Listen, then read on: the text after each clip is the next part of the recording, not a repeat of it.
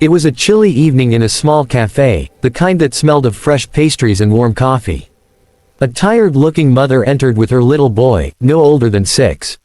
His eyes lit up as soon as he saw the display counter filled with colorful cupcakes, red velvet, chocolate swirl, vanilla with rainbow sprinkles. The mother smiled weakly, guiding him to a table in the corner. Her clothes were simple, a bit worn, and the look in her eyes showed exhaustion deeper than sleepless nights. It was the kind of tiredness that comes from constant struggle. The boy couldn't take his eyes off the cupcakes. Every few seconds, he'd glance toward the counter, his little fingers gripping the edge of the table. The waiter noticed, of course, but he also saw the mother count a few coins in her palm discreetly. She sighed, whispering to her son, "Maybe next time, okay." The boy nodded, forcing a smile. But his gaze lingered on those cupcakes, especially the one with blue frosting and a tiny sugar star on top. The cafe wasn't too busy, but people came and went, couples chatting, students studying, a few businessmen scrolling on their phones. The waiter walked past their table a few times, pretending not to notice the little boy's quiet longing. He had seen it before, children who looked but couldn't buy. It made him uncomfortable, so he chose to look away. It was easier that way.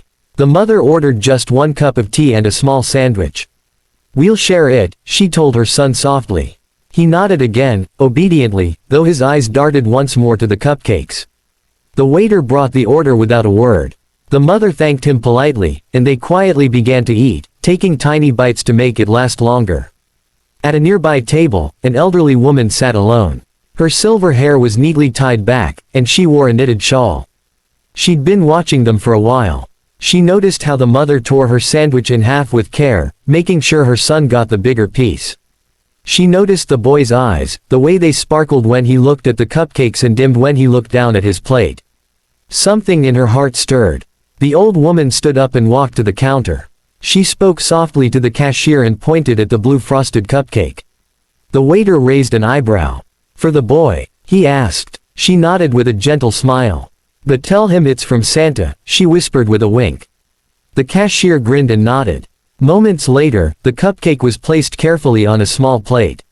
The waiter hesitated. He looked toward the mother and child, then back at the cupcake.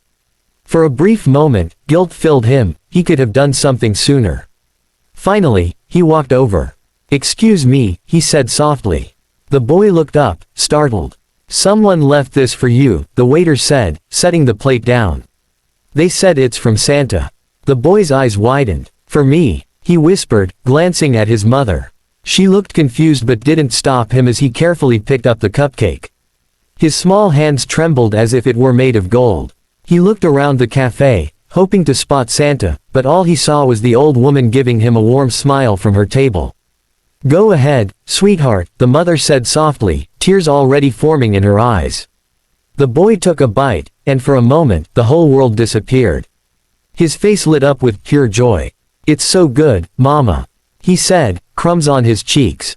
The mother smiled through her tears, whispering a silent thank you to whoever had done this small act of kindness. The old woman watched quietly, pretending to sip her tea. She didn't need thanks or recognition. Seeing that child's happiness was enough. Memories of her own son flashed in her mind, a boy who once loved cupcakes just as much, now long gone. She blinked back, tears, whispering, "Merry Christmas, my boy," under her breath. The waiter returned to the counter, suddenly feeling ashamed. "That was kind of you," he said to the old woman when she came to pay. She shook her head gently. "Kindness costs nothing," she said. "But it can mean everything." Her words lingered long after she left. When the mother went to pay for her tea, the cashier smiled. "The lady who bought the cupcake also covered your bill," he said. The mother froze. She didn't have to, she murmured, but the cashier only replied, she wanted to. Tears welled up in her eyes again. She looked toward the door, hoping to catch the woman, but she was already gone. Outside, the old woman walked slowly under the streetlights. The night was cold, and she pulled her shawl tighter around her shoulders. But her heart felt warm. She had seen too much sadness in her life, and now, whenever she could, she liked to add a little light back into the world. Back inside, the boy was licking the last bits of frosting from his fingers. "Mama," he said suddenly, "when I grow up, I want to be Santa too." I want to give cupcakes to kids who can't buy them. The mother smiled, her eyes glistening. You already have the heart for it, my love. As they walked home hand in hand, the boy kept talking about Santa and cupcakes. His laughter echoed through the quiet street. The mother listened, her heart lighter than it had been in months.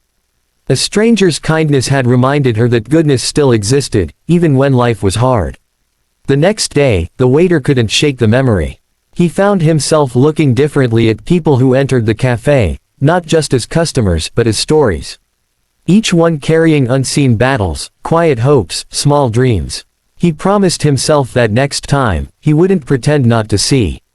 Weeks later, another woman came in with her daughter, and again, the child stared at the cupcakes longingly. This time, the waiter didn't hesitate. He took one cupcake, paid for it himself, and placed it on their table with a smile. From a friend, he said. The little girl's face lit up, just like the boy's had.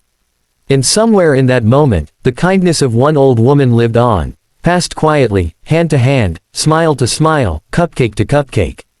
The café slowly became known for small miracles. People began leaving little treats, from Santa, or, from a friend. No one knew who started it, but everyone felt the warmth. It wasn't just about cupcakes anymore, it was about caring. And so, the simple act of noticing changed everything. A boy's longing gaze, an old woman's compassion, a waiter's realization, all stitched together to form a story of kindness that rippled far beyond that small café. Because sometimes, the sweetest thing in life isn't a cupcake. It's a heart that chooses to see.